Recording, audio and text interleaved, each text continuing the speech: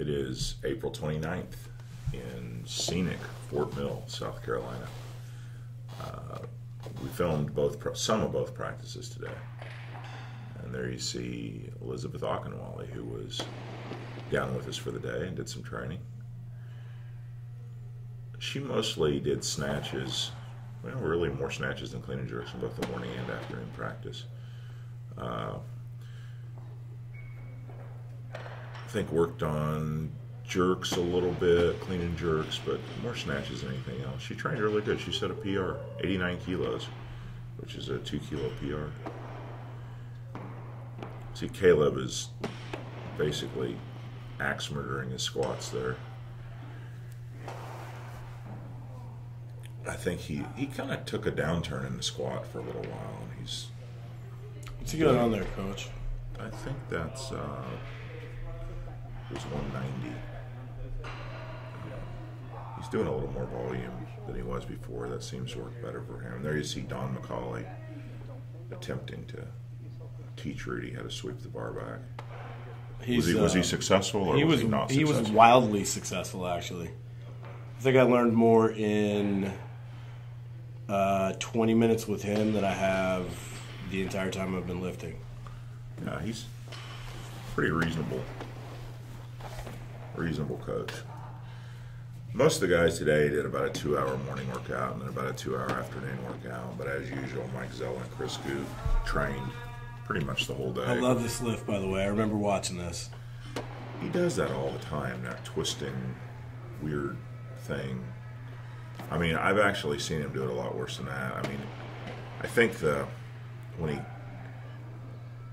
quite a few months ago when he was first here, he did like a 130 or something where he literally ended up like facing backwards on the platform.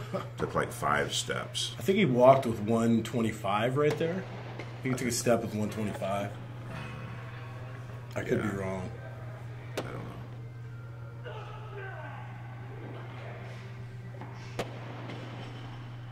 There you saw Rudy in the background with impeccable, awesome snatch technique. I don't know about that. Well, that was sarcasm. Oh, thanks, Coach.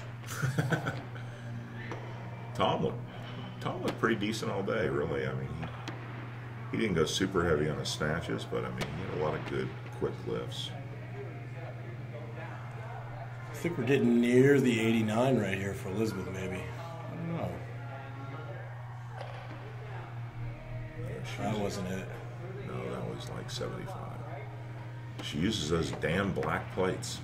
Well, the black plates are fine, but it's hard when you go look at the videos later. It's hard to know what was on the bar. That's their major downfall. That was a nice clean and jerk for Matt. He's he went for his first 3 or 4 weeks here without a lot of very obvious progress, but it's finally starting to click for him. He's made in the last couple of days, he's made PRs on his complexes, PRs for a double. Actually took a shot at a PR single, which is the first time he's been able to do that since he's been here. And that's, he's starting to adapt to the training volume and things like that and get his strength back. I love his squat. I think I told you that yesterday, how he sits down with that thing. He does sit down in the bottom of the squat pretty good. The only thing lacking is to be able to do it with more weight over. Right. But yeah, he's pretty mobile. He sits down pretty well. That's not a bad looking clean there, Shorts are too long for my taste. That's okay. If you pull your shorts all the way up to where they're like, that's a nice looking jerk. Look at that. Did you see that? It's a nice looking jerk. I think that's the one thing that is the most improved about Elisabeth from the last time I saw her till today, is that her jerk is much improved. It took a lot of work to get to that point. Her body does not want to go to that position naturally. She told me one time it's from gymnastics, from when they pose at the end of a routine, which was one of the strangest things I've ever heard. Well, Tom's was bringing his left foot back. Give him any position you can possibly put a person in. and he somehow manages to step back with his left foot. But that's from his previous sport, which is shot put. Right. It's just a little leftover artifact there.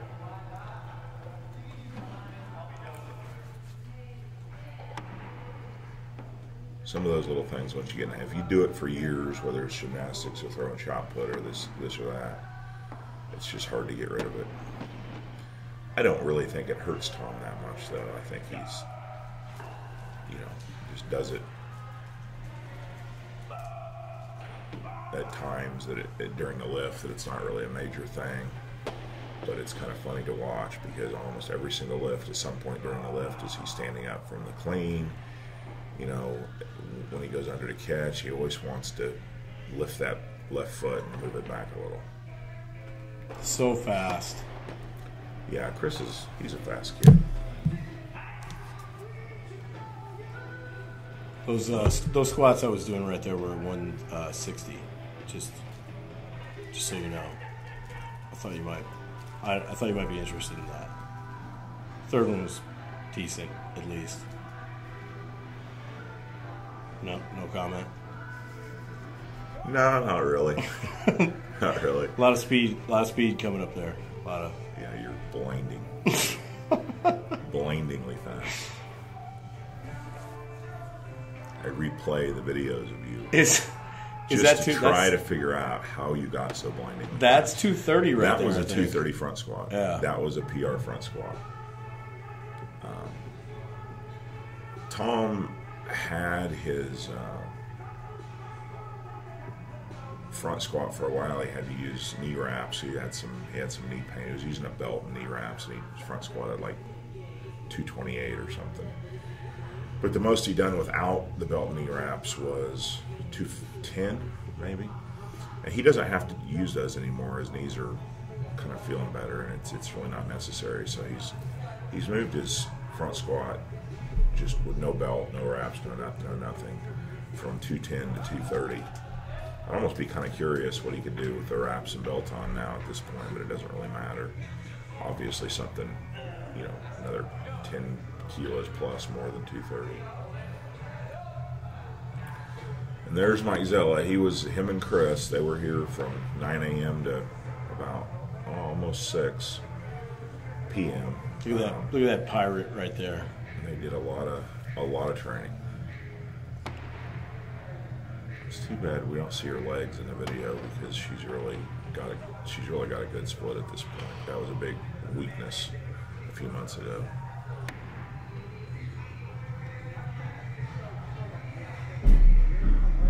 She said that a couple of the cues the coach gave her were things that she had never felt ever on the journey. He was pushing her back onto her heels in the dip, and I think you guys spread her feet out a little bit and got her to push her knees out, which is pretty important. Yeah, I kind of thought of that when she was watching. She's having trouble getting forward, but she's got such long legs. Yeah, that without pushing them to the side a little bit when she splits, there's just too much going on. When she spread her knees out a little bit as she did the dip and drive, I think it really helped keep her straight up and down.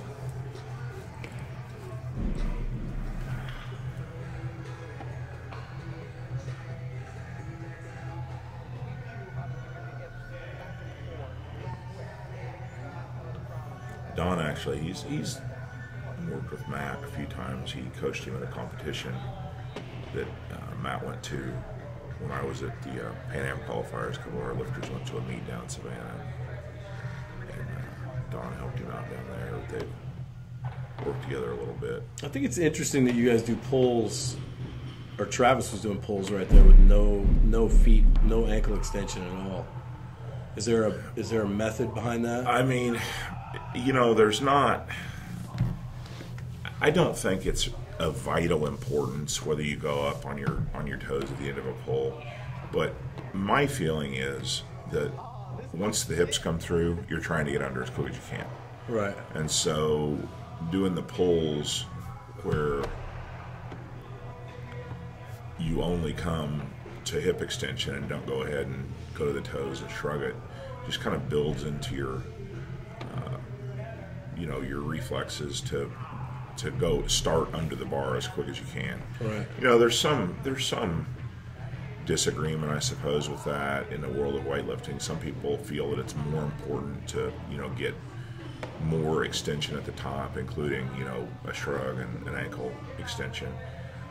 I am of the opinion that the faster you go under, the better, and I think, you know, most good lifters, if you look, the ankle extension it happens, but it's more of a follow-through motion. It's not something you should try to consciously emphasize. Right. And the shrug on most of your better lifters is a part of pulling under the bar. Right. By the time the shrug starts to happen, or just a split second after it starts to happen, you're going under. And so you're actually shrugging your body down, pulling against the bar and shrugging your body down instead of standing, you know, and shrugging up. So, like I said, that's somewhat of a controversial point. I think you know, your videos of your best lifters kind of back up my point, but I would get some disagreement on that. Here is definitely the biggest lift of the day. Tom decided to go for 200. Clean and jerk 195 on Friday, and that's his first ever clean right there with 200 kilos, which is a big barrier. You know, I think Tom's strong enough to do more, but it's just such a mental barrier because I missed the jerk there, which is weird for Tom. He's plenty capable. He's jerked more than that off the racks, and he's plenty capable of jerking. I think the reason why he missed that first two were that stupid shirt he was wearing. Yeah, once he loses the shirt and goes full Rick Ross on this, I think that's when the magic started to happen. Well, he didn't. He actually, I think this is the one he makes it. Yeah, he actually missed it 4 times. So he cleaned 200 kilos 5 times in one workout. And that's the first time he'd ever cleaned 200 kilos, which is fairly amazing. One of the most impressive things I've witnessed in person. Yeah, he just kept coming back and making the clean, and then I think missing those jerks was more of a nerves than anything else, just because it was 200 kilos. Yeah. And that's, most people, for good reason, build that up in their mind to be some big barrier. And it is. Not too many people clean and jerk more than that. I mean, it's a big dividing line. Unbelievable right there. Yeah, that was cool. And he's a little bit happy there. Yeah, well, he gets to buy a motorcycle. Yeah, his wife told him he couldn't have a motorcycle until he clean and jerk 200. So there was the lift that got him the motorcycle. Yeah, it was a heck of a Monday. I mean, it was a great training day. It really was. A lot of good lifts, a lot of good work, and all that stuff.